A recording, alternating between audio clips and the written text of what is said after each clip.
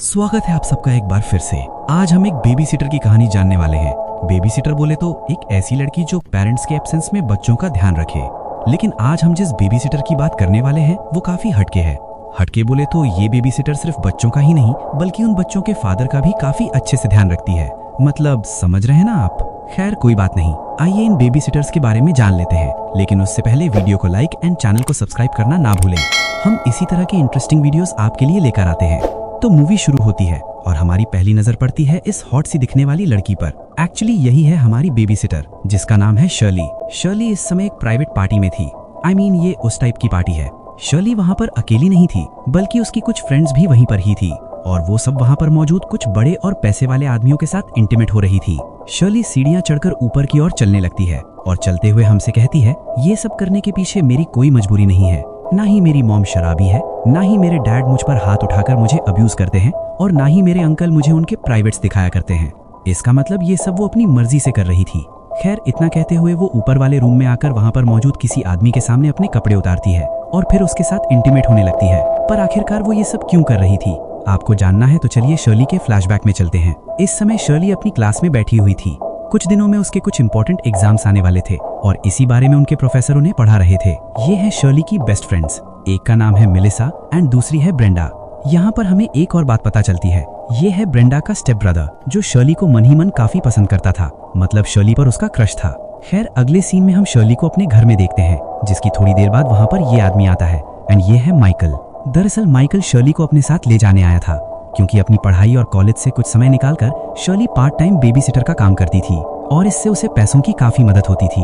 तो माइकल के आने पर शर्ली थोड़ी सी कुछ ज्यादा ही एक्साइटेड लग रही थी। माइकल को देखकर वो शर्माने लगी थी and this seems very weird. खैर शर्ली अपनी मॉम डैड से कहकर माइकल के साथ उसके घर आती है। अब माइकल की बात करें तो ये माइकल की बीवी है और ये उन दोनों का बच्चा। माइकल अपनी बीवी के साथ एक पार्टी में डिनर के लिए जाने वाला था और उनके एब्सेंस में उसे अपने बच्चे के लिए बेबी सिटर की जरूरत थी एंड इसीलिए वो शर्ली को अपने साथ लेकर आया था। तो अपने इस बेटे को शर्ली के साथ छोड़कर माइकल अपनी बीवी के साथ डिनर करने निकल पड़ता है। वैसे देखें तो माइकल के बेटे को ये बात पसंद नहीं आती क्योंकि उसका कुछ अलग ही प्लान था। बाय द वे माइकल का डिनर उसके एक पुराने दोस्त के साथ था जिसका अपना खुद का ही एक बिजनेस भी था। तो बातों ही बातों में वो माइकल को अपना बिजनेस ज्वाइन करने का ऑफर देता है। अब वैसे देखें तो माइकल का ये दोस्त अपने एम्बिशन को लेकर काफी सीरियस था और ऊपर से उसने खुद ही माइकल को बिजनेस ज्वाइन करने का ऑफर दिया था। तो माइकल के लिए इस बारे में सोचना जरूरी था। लेकिन कहीं ना कहीं पर माइकल की बीवी को ये आदमी कुछ पसंद नहीं आता और उसका ये ऑफर भी उसे कुछ ठीक नहीं लगता। डिनर के बाद जब माइकल अपनी बीवी से इस ऑफर के बारे में बात करता है तो बदले में उसकी बीवी उसे कहने लगती है कि तुम्हें अपने साथ साथ अपनी फैमिली का भी सोचना चाहिए। एक अच्छी खासी जॉब छोड़कर तुम किसी के लिए अपना सब कुछ दांव पर नहीं लगा सकते।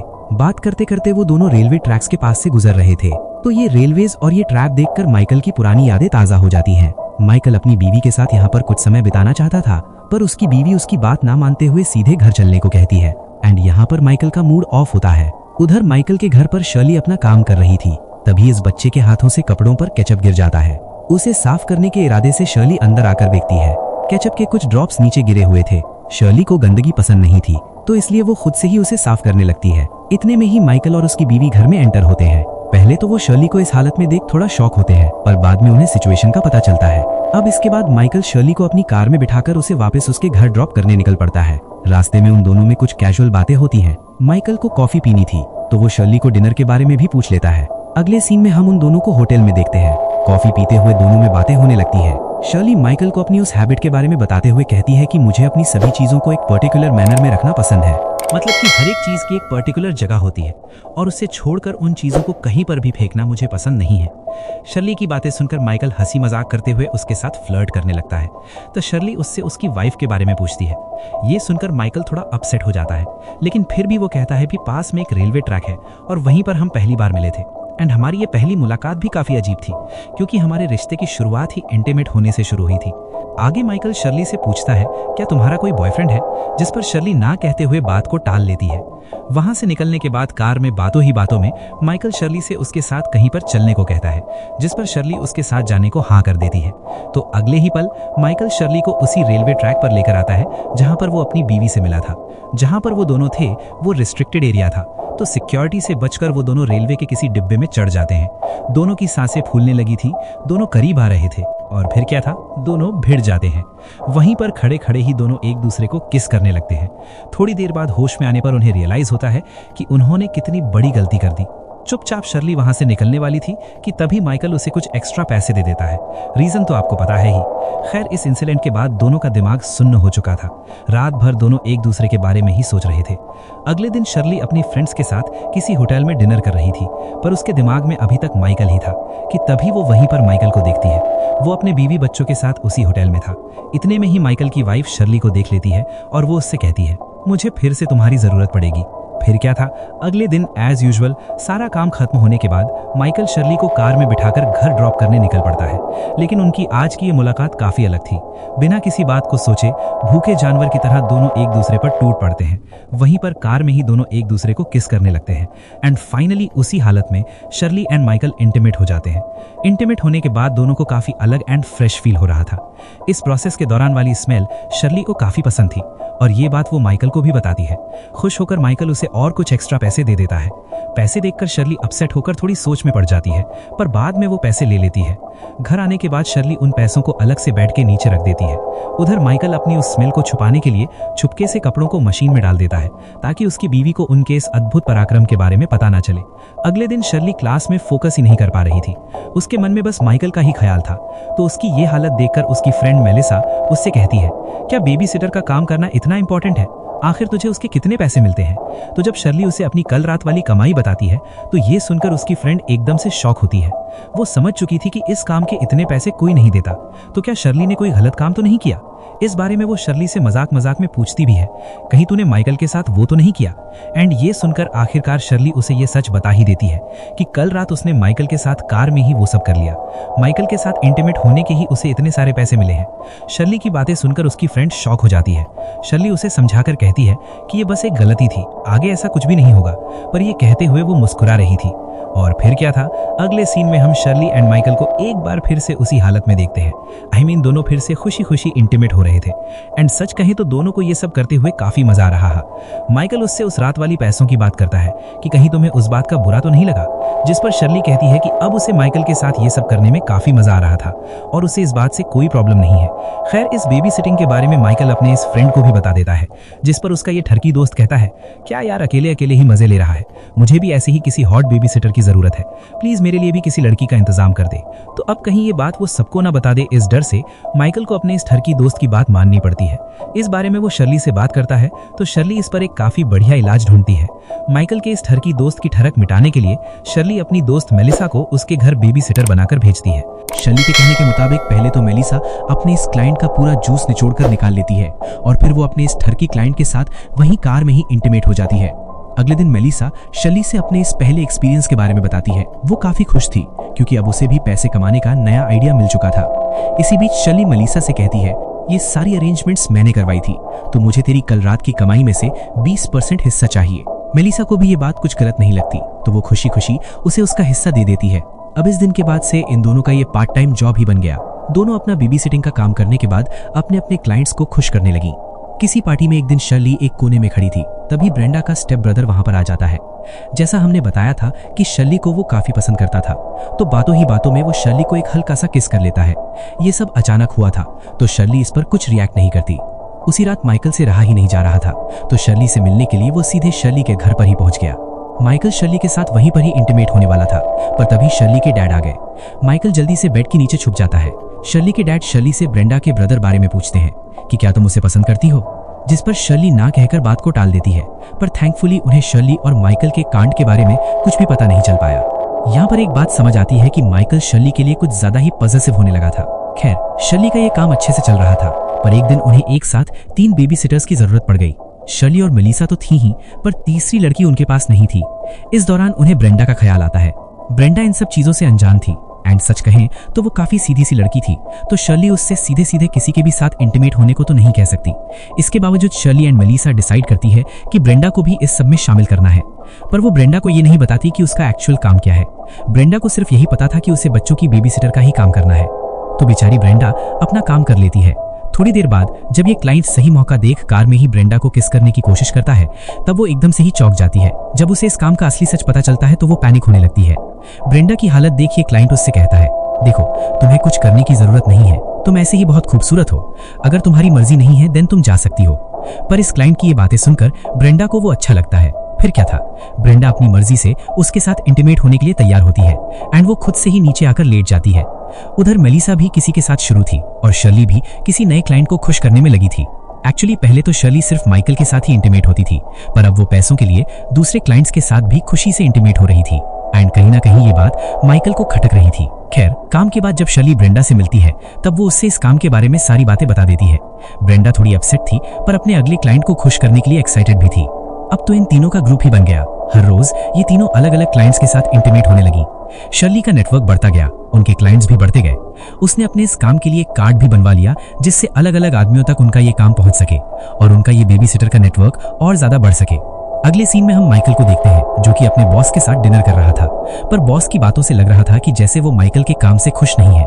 माइकल ने लास्ट प्रोजेक्ट पर कुछ खास काम नहीं किया था। एक्चुअली शर्ली की वजह से माइकल अपने काम पर कॉन्सेंट्रेट नहीं कर पा रहा था। जब बॉस उससे पूछते हैं, माइकल क्या कुछ प्रॉब्लम है, तो इस पर भी वो कुछ नहीं कहकर बात को टाल देता है। तभी माइकल की बीवी उन्हें शर्ली के नए बिजनेस के बारे में बताने लगती है। बिजनेस मतलब शर्ली का वो बेबी सिटर का काम। जैसे कि शर्ली ने अपने इस काम का नेटवर्क काफी बढ़ा लिया था, तो शर्ली के इस बिजनेस का कार्ड भी माइकल को यहाँ पर देखने मिलता है। बाकी सबको सिर्फ इतना ही पता था कि शर्ली बेबी सिटर का काम करती है और साथ ही वो दूसरी बेबी सिटर्स को सप्लाई भी करती है। लेकिन सिर्फ माइकल को ही पता था कि शर्ली एक्चुअल में क्या क्या काम करती है। जब माइकल को पता चलता है कि शर्ली ने बेबी सिटर्स का बिजनेस ही बना लिया है, तो इस बात से वो थोड़ा परेशान सा हो जाता है।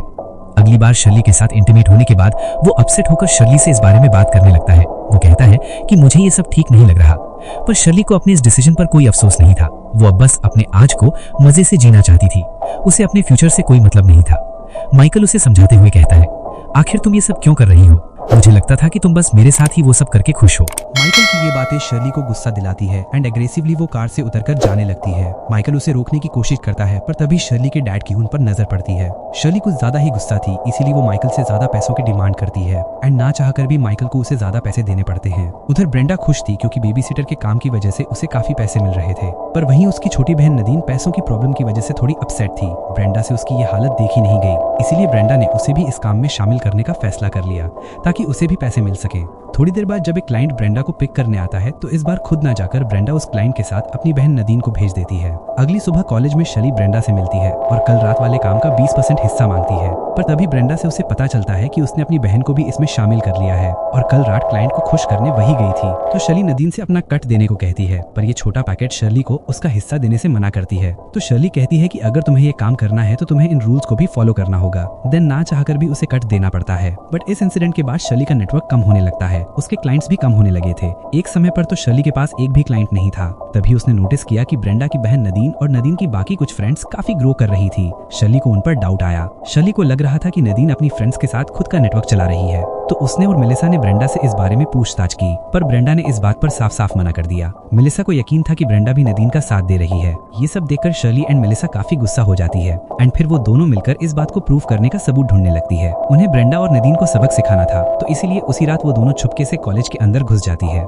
सेफ्टी के लिए शर्ली ने माइकल को भी अपने साथ बुला लिया था। इसके बाद वो दोनों मिलकर नदीन, ब्रेंडा एंड बाकी लड़कियों का लॉकर तोड़ते हुए उनकी चीजें चेक करने लगती है, पर अनफॉर्चुनेटली उन्हें वहाँ पर कोई सबूत नहीं मिला। अब तो शर्ली का गुस्सा और भी बढ़ गया। माइकल उन्हें रोकने की कोशिश कर रहा था, पर वो उसकी एक नहीं सुनती। कोई उन पर शक ना करे, इसीलिए फिर शर्ली एंड मेलिसा पूरे कॉलेज में ही तोड़फोड़ करनी शुरू कर देती है। ना चाहकर माइकल भी उनका साथ देने लगता है एंड फिर तीनों मिलकर पूरा कॉलेज तहस नहस कर देते हैं। इस कांड के बाद जब माइकल अपने घर आता है तो वहाँ पर उसकी बीवी काफी परेशान थी। वो उससे पूछती भी है कि माइकल क्या तुम्हारा अफेयर चल रहा है, पर माइकल किसी तरह समझाकर उसे शांत कर देता है। अगली सुबह नदीन, ब्रेंडा एंड बाकी लड़कियां कॉलेज का ये हाल देखकर काफी डर गई थी। कल रात शर्ली ने कॉलेज को जैसे शमशान बना दिया हो, और ये देखकर उन लड़कियों की हालत पतली हो गई। शर्ली उनसे कहती है, ये तुम सब के लिए आखिरी वार्निंग है। आज के बाद मेरे पीठ पीछे तुम कुछ भी नहीं करोगी। नॉट इवन कि तुम्हें अगर अपने किसी अपने के साथ भी सोना हो, फिर भी तुम्हें मेरी परमिशन लेनी होगी एंड हर एक डील का कट बिना मांगे मुझे लाकर देना होगा। शर्ली को इस तरह बात करता देख मेलिसा कहती है, शर्ली तुम्हें अब वेकेशन पर जाना चाहिए। जिस पर शर्ली कहती है, मैं भी अपने सभी क्लाइंट्स के साथ एक वेकेशन ट्रिप के बारे में सोच ही रही थी and that's the perfect time.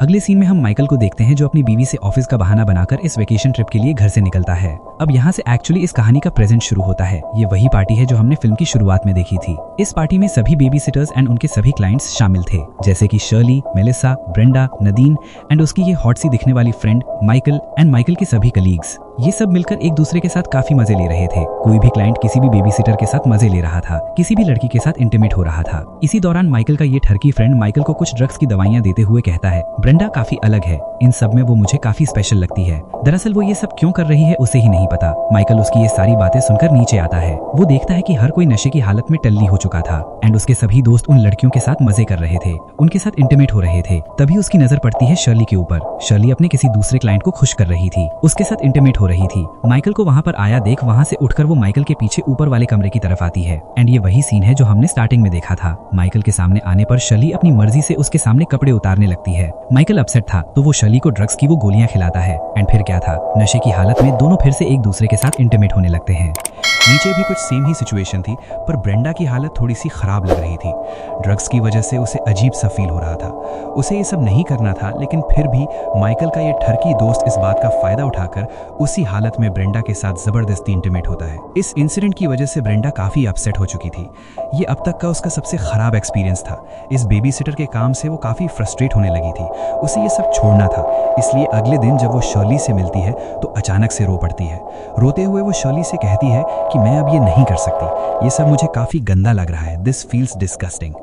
Brenda की हालत देख शर्ली उसे चुपचाप से जाने देती है, पर मेलिसा को ये कुछ सही नहीं लगता। शर्ली को समझाते हुए वो कहने लगती है, शर्ली तुम ब्रेंडा को ऐसे नहीं जाने दे सकती, वो सबको इस काम के बारे में बता देगी। हमने ये नेटवर्क बढ़ाने के लिए कितनी मेहनत की है। लेकिन इस बात पर शर्ली उसे चिल होने को कहती है। अब जबकि ब्रेंडा ने ये काम छोड़ दिया था, पर उसके क्लाइंट्स उसके लिए पागल थे। उन्हें किसी भी हालत में ब्रेंडा चाहिए थी, तो इस बात का फायदा मेलिसा उठाती है। ब्रेंडा से बदला लेने के लिए मेलिसा उसके क्लाइंट्स को ब्रेंडा के भाई को मारने के लिए भेजती है। ब्रेंडा के क्लाइंट्स ब्रेंडा के लिए उसके भाई को बुरी तरह से पीटते हैं और अपनी बहन को यानी ब्रेंडा को उनके पास भेजने के लिए कहते हैं। ब्रेंडा का भाई सब समझ जाता है, पर इस बारे में वो ब्रेंडा से कुछ नहीं कहता। उसकी ये हालत देख शर्ली भी समझ जाती है कि ये सब मेलिसा ने ही करवाया है। गुस्सा होकर वो मेलिसा से इस बारे में पूछती है, तो मेलिसा कहती है कि ये सब मैंने हमारी भलाई के लिए ही किया है। उधर माइकल का पूरा ध्यान शर्ली पर ही था और इस कारण वो अपने काम पर फोकस नहीं कर पा रहा था। उसमें प्रोजेक्ट वर्क भी ठीक से नहीं किया, इसलिए बॉस ने उसका डिमोशन कराया था। ये सुनकर उसकी बीवी आग बबूला हो जाती है और उस पर चिल्लाने लगती है, जिस पर फिर माइकल भी उस पर चिल्लाते हुए कहता है, तुम्हें आखिर क्या चाहिए? इतना कुछ तो है हमारे पास, क्या इसमें तुम खुश नहीं हो? ये सब सुनकर उसकी बीवी वहां से चली जाती है, पर जाने से पहले वो माइकल को अपने बेटे को समझाने के लिए कहती है, क्योंकि आजकल वो काफी एरोगेंटली बिहेव कर रहा था। उसके जाने पर माइकल अपने बेटे से बात करता है एंड फिर अगले ही पल वो शर्ली से मिलने निकल पड़ता है उसी रेलवे ट्रैक पर। शर्ली से मिलने पर वो सबसे पहले उससे ड्रग्स के लिए माफी मांगता है। वो कहता है उस ट्रिप वाली बात के लिए सॉरी। वो शर्ली के काफी करीब आ रहा था। एक्चुअली माइकल शर्ली को दिल से लाइक करने लगा था। उसे शर्ली हर समय उसके साथ चाहिए थी, ताकि जब मर्जी वो उसके साथ वो सब कर सके। लेकिन शर्ली इस बात पर अपसेट होकर कहती है, माइकल ये मुमकिन नहीं है, हम दोनों साथ नहीं रह सकते। आखिर तुम क्या चाहते हो? हम दोनों यहाँ से भाग जाएं? मैं तुम्हारे साथ हर समय सेक्स करूं? यही चाहिए ना तुम्हें? पर अब ये मुमकिन नहीं है, हम दोनों इस स्टेज से काफी दूर निकल चुके हैं। माइकल को अब भी ये सब समझ नहीं आ रहा था। उसे किसी भी हालत में शर्ली को पाना था। इसके लिए वो उसे मुंह मांगे पैसे देने के लिए भी तैयार था, पर शर्ली उसकी बात नहीं मानती। इतने में ही सिक्योरिटी के आने की वजह से माइकल चुपके से वहां से निकल जाता है। अगले सीन में शर्ली नदीन से कॉल पर बात कर रही थी। शर्ली उसे एक क्लाइंट के साथ जाने के लिए कह रही थी, पर नदीन जाने से मना कर देती है।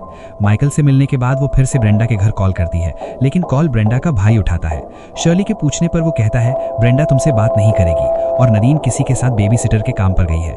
इतना सुनते ही अचानक से शर्ली काफी गुस्सा हो जाती है, क्योंकि कुछ देर पहले ही नदीन ने क्लाइंट के साथ जाने के लिए मना किया था और अब वो खुद ही किसी क्लाइंट को खुश कर रही थी। इसका मतलब वो फिर से शर्ली को बिना बताए क्लाइंट्स को सर्विस दे रही थी। अगले ही पल वो मेलिसा को कॉल करती है। मेलिसा इस समय माइकल के इस ठरकी दोस्त के साथ कार में ही इंटीमेट हो रही थी, तो हाँफते हुए वो शर्ली से बात करने लगती है। शर्ली उसे बताती है कि नदीन ने फिर से उन्हें धोखा दिया है। उसकी बातें सुनकर मेलिसा समझ जाती है कि आखिर नदीन इस समय कहां पर होगी। तो फिर मेलिसा और माइकल का फ्रेंड अपनी इसी डांसिंग कार में शर्ली को पिक कर लेते हैं। तीनों काफी ज्यादा गुस्सा थे, तो उसी गुस्से के साथ वो एक जगह पर आते हैं। वहां पर एक लंबी सी कार थी और उसी में नदीन अपने किसी क्लाइंट के साथ इंटीमेट हो रही थी। गुस्से में शर्ली एंड मेलिसा नदीन को घसीटकर कार से बाहर निकालती है और फिर उसे मारने पीटने लगती है। दूसरी ओर माइकल का दोस्त नदीन के क्लाइंट को मारने लगता है। शर्ली एंड मेलिसा नदीन को ब्रिज पर उल्टा लटकाते हुए उसे धमकाने लगती है। इसी बीच नदीन ब्रिज से नीचे गिरने ही वाली थी कि इतने में ही माइकल का दोस्त उसे ऊपर खींच लेता है और फिर उसे कोने में फेंक देता है। नदीन फूट फूट कर रो रही थी कि तभी पीछे खड़ी कार से नदीन का क्लाइंट, जिसके साथ वो इंटीमेट हो रही थी, वो बाहर आता है। उसके चेहरे पर मारपीट के काफी निशान थे। तो पीछे मुड़कर शर्ली जब उस क्लाइंट की तरफ देखती है, एकदम से ही उसके पैरों के नीचे से जमीन ही खिसक जाती है, क्योंकि वो शर्ली के डैड थे। मतलब जिसके साथ नदीन इंटीमेट हो रही थी वो शर्ली के फादर थे। ये देखने के बाद शर्ली को समझ नहीं आ रहा था कि अब वो अपने डैड से नजरें कैसे मिला पाएगी। शर्ली अंदर से पूरी तरह से टूट गई थी। वो जोर जोर से रोने लगती है, चिल्लाने लगती है। उसे अपने आप से घिनाने लगी थी और उसे अपने किए का पछतावा होने लगता है। वो हमसे कहती है कि मैंने अपनी लाइफ में बहुत बड़ी गलती की है और उस गलती के लिए मुझे कोई माफ नहीं करेगा। आखिरकार अब मुझे इसी तरह अपनी बची हुई जिंदगी गुजारनी पड़ेगी। इस इंसिडेंट के बाद शर्ली ने उस सब काम बंद कर दिए एंड वो मूव ऑन कर गई। माइकल भी अब अपनी बीवी बच्चों के साथ खुश था एंड ये देखकर शर्ली फिर उसके पास कभी वापस नहीं गई। एंड फाइनली इसी सीन के साथ ये मूवी दी एंड होती है। तो ये फिल्म आपको कैसी लगी और उससे बढ़कर हमारा ये वीडियो आपको कैसा लगा हमें बताना ना भूलें। साथ ही अगर आपको किसी दूसरी फिल्म का एक्सप्लेनेशन चाहिए तो कमेंट करके बताइए। जाने से पहले वीडियो को लाइक एंड चैनल को सब्सक्राइब करना ना भूलें। हम इसी तरह के इंटरेस्टिंग वीडियोस आपके लिए लेकर आते हैं।